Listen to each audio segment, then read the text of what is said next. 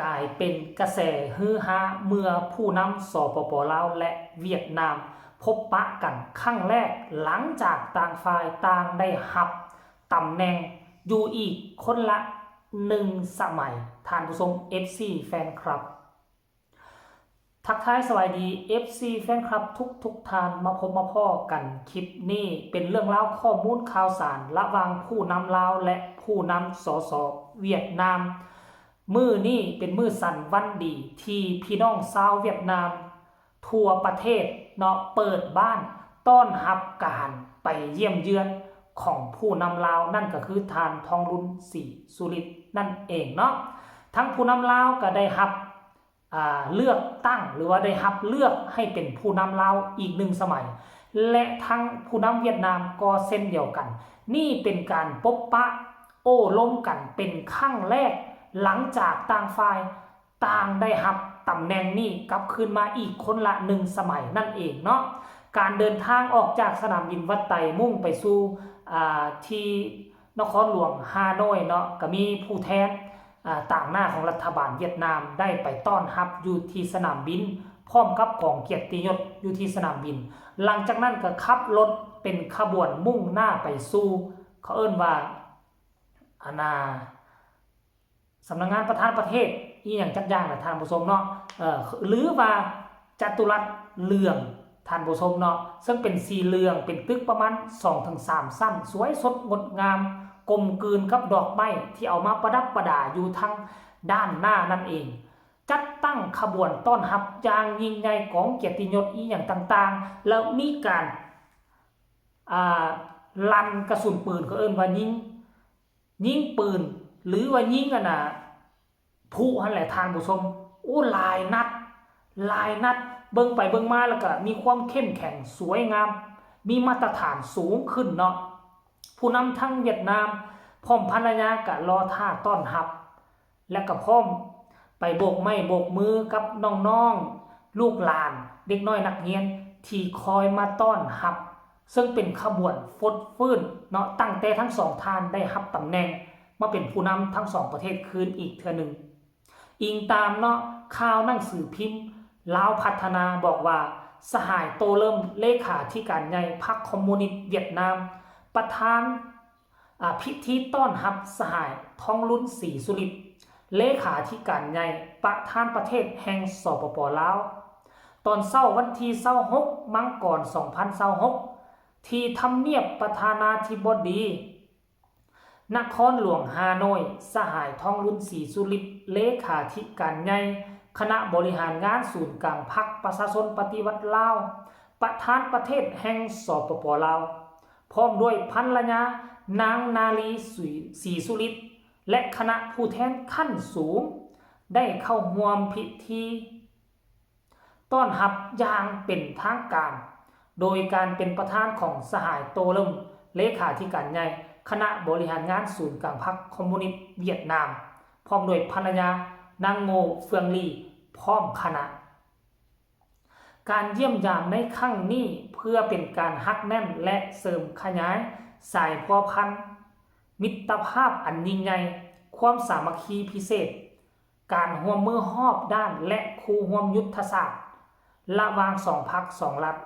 และประชาชน2ชาติลาวเวียดนามพร้อมนี้สหายโตเริ่มและภรรยาได้แสดงความต้อนรับสหายเลขาธิการใหญ่ประธานประเทศ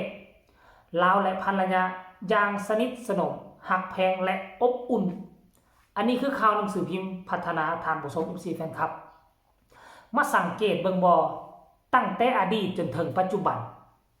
บ่ว่าจะผู้นำเวียดนามถ้าหากว่าเวียดนามได้เลือกผู้นำใหม่ขึ้นมา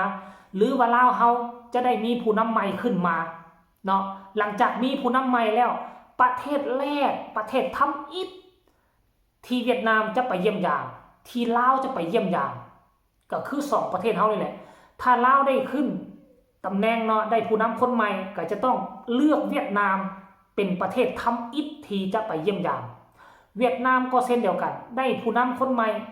ต้องเข้าเยี่ยมยามลาวเป็นประเทศทำอิฐ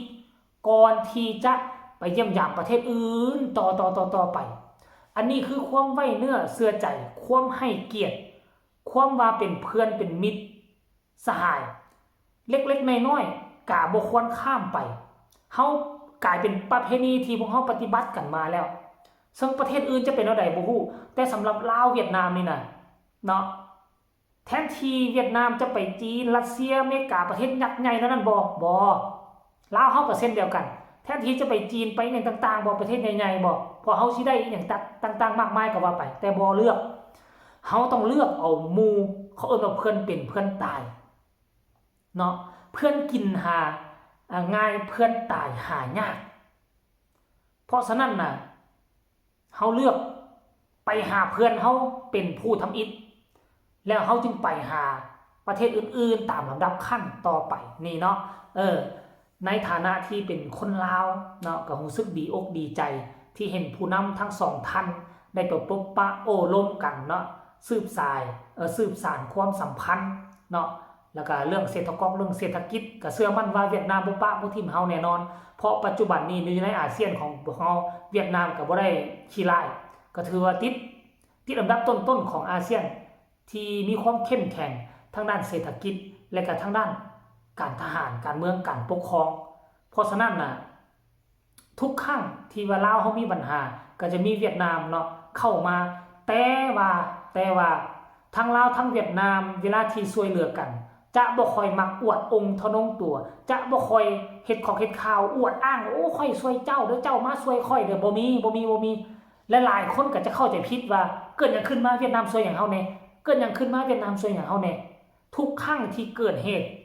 บ่ว่าจะเป็นน้ำท่วมประเทศแรกก็คือเวียดนามแต่เวลาเวียดนามมาพวกเจ้าก็ฮู้อยู่ดีว่าสื่อสารมวลชนบ้านเฮามันบ่แพร่หลายคือประเทศอื่นเขาเวลาที่ประเทศเขามาหรือว่าเกิดอย่างขึ้นสื่อสารมวลชนของพวกเฮามันซ่าบางครั้งก็บ่ไปทำข่าวอยู่บนเกิดเหตุซ้ำแล้วมันก็บ่ฮู้บ่เห็นว่าไผมาก่อนไผมาหลัง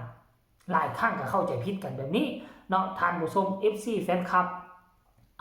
ก็น่าจะฝากฝังเอาไว้สำนี้แหละอันนี้คือการเคลื่อนไหวของผู้นำ2ชาติอ้ายน้องลาวเวียดนามเนาะเฮาไปเยี่ยมยามเพิ่นและอีกบ่ดนแหละหลังจากที่รัฐบาลเฮากลับมาก็จะมีการเชิญทั้งฝั่งเวียดนาม